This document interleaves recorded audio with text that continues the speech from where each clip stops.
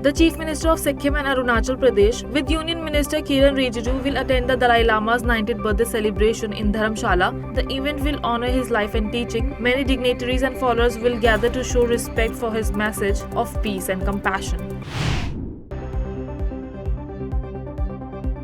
Prime Minister Narendra Modi and US President Donald Trump spoke for 35 minutes after the G7 summit. Modi clearly stated that India won't accept any mediation on internal matters, especially with Pakistan. He firmly defended India's action in Operation Sindoor. Foreign Secretary Vikram Misri later briefed on the details of the conversation. Prime Minister Narendra Modi clearly told President Donald Trump that India has never accepted any mediation on India and Pakistan issue and will not be do so in the future.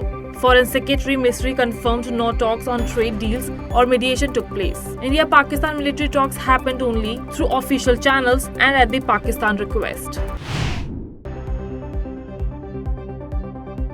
At the G7 summit in Canada, PM Modi held talks with leaders including France Macron, Germany's Merz, UK's Stammer, and South Korea's Lee. Bilateral meeting focused on defense, trade, and security. He also met leaders of South Africa and Mexico and emphasized revitalizing ties with Canada.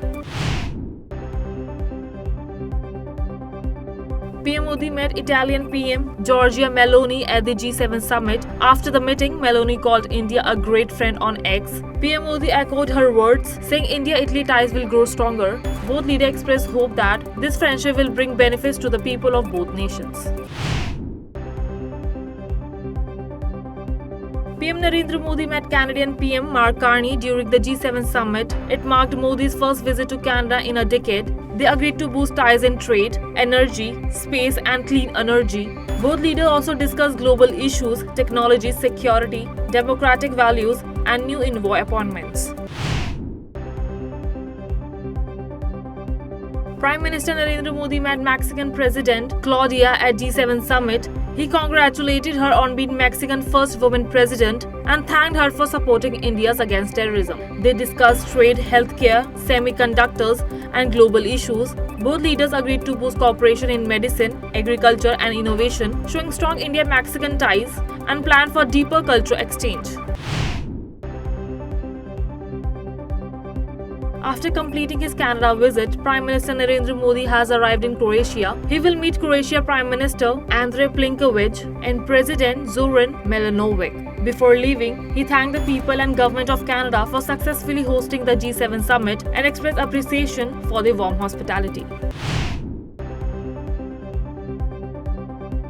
At least 13 Air India Dreamliner flights were cancelled on Tuesday due to technical issues and safety checks. Since the June 12 clash, 66 flights has been cancelled. DGCA has inspected 24 of 33 aircrafts. Passengers are being offered refund, booking and hotel stays. Several flights also face delays. DGCA has found 24 out of 33 Air India Boeing 787 Dreamliners fully compliant with safety standards. This follows a special inspection after the Ahmedabad plane crash. 4 planes are under detailed checks, while reports of 3 are awaited. DGCA also advised better coordination among engineers, operations, and ground staffs.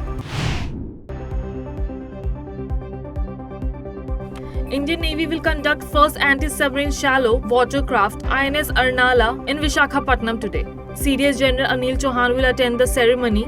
Built under the Atmanirbhar Bharat initiative, Arnala is a part of 6-ship series by GRSC and L&T and will enhance India's maritime strength significantly.